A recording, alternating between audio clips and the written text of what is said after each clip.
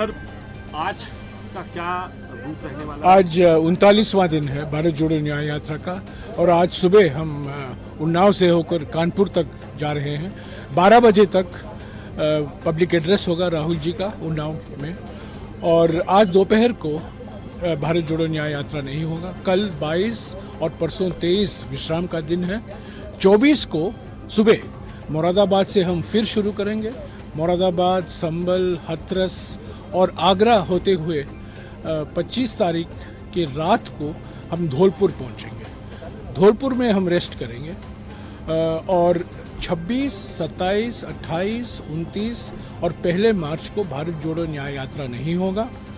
2 तारीख से हम फिर से मध्य प्रदेश में शुरू करेंगे। मुरैना, ग्वालियर, गुना, शिवपुरी, शाजापुर और उज्जैन। और 2 तारीख को मार्च 2 को करीब 2:30 बजे को राहुल जी का दर्शन होगा बहुत अत्यंत पवित्र श्री महाकालेश्वर मंदिर उज्जैन में। ये दूसरी बार वो दर्शन हो रहा है क्योंकि आपको याद होगा 29 नवंबर 2022 को भी वो श्री महाकालेश्वर मंदिर गए थे। सर इस दौरान इतने लंबे ब्रेक की नहीं, इसमें इस दौरान हाँ 26, 27, 28, 29 और 1 मार्च को भारत जोड़ो यात्रा को एक विश्राम दिया गया है। इसलिए क्योंकि दिल्ली में कई महत्वपूर्ण बैठकें हैं, चुनाव को लेकर राहुल जी का होना ज़रूरी है। और 27 और 28 को राहुल जी अपने जिस विश्वविद्यालय में वो पढ़े थे 30 साल पहले, कैम्ब्रिज यूनिवर्सिटी, वहाँ उनको 2 भाषण देने हैं छात्रों को। 27 को एक भाषण है, 28 को एक भाषण है। तो ये 2 भाषण लंबे समय से ये तय किया गया था, पिछले 1 साल पहले ये तय किया गया था, तो उनको वहाँ जाना ज़रूरी है 27 और 28 को। तो हमने सोचा उस बीच कुछ महत्वपूर्ण बैठकें भी होंगी चुनाव को लेकर, तो इसलिए 26, 27, 28, 29 और 1 को भारत जोड़ो न्याय यात्रा नहीं होगा। और 2 तारीख से, जैसा कि मैंने कहा, 2 तारीख से हम शुरू करेंगे। और माफ़ कीजिएगा, 2 तारीख को नहीं, 5 तारीख को राहुल जी का दर्शन श्री महाकालेश्वर मंदिर में होगा। मैंने गलती से 2 तारीख कह दिया, 5 तारीख को 2:30 बजे। और ये पहले भारत जोड़ो यात्रा के समय उन्होंने 29 नवंबर 2022 को इसी पवित्र मंदिर में उनका दर्शन हुआ था।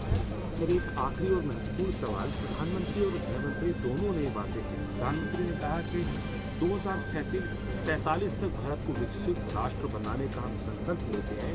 वहीं दूसरा इंडिया ब्लॉक है, वो सिर्फ फोकस करता है अपने नेताओं के कैरियर बनाने में। साथ साथ अमित शाह ने कहा कि डायनेस्टी और डायरेक्शनलेस कांग्रेस पार्टी देश का कुछ नहीं कर सकती, भारत को डेवलप नहीं। देखिए, ये चुनावी प्रचार का वक्त है, चुनाव के मौसम में सब कुछ बोले जाते हैं।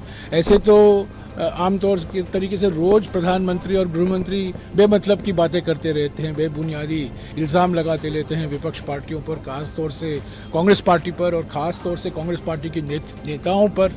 तो ये सब ठीक है, ये चलता रहता है। पर असली बात ये है, असली मुद्दा क्या है? असली मुद्दा ये है कि प्रधानमंत्री देश को अमृतकाल के नाम पर गुमराह कर रहे हैं। और हम क्या कह रहे हैं, पिछले 10 साल अन्याय काल का हुआ है। किसानों पर अन्याय, नारी पर अन्याय, युवाओं पर अन्याय, श्रमिकों पर अन्याय, और जो सामाजिक न्याय जो होना था वो नहीं हुआ है। आप देख रहे हैं किसानों पर क्या अत्याचार हो रहा है, अन्याय हो रहा है दिल्ली में। आप देख रहे हैं कि पिछले 45 सालों में जो बेरोजगारी का दर है, पहले कभी नहीं हुआ करता था।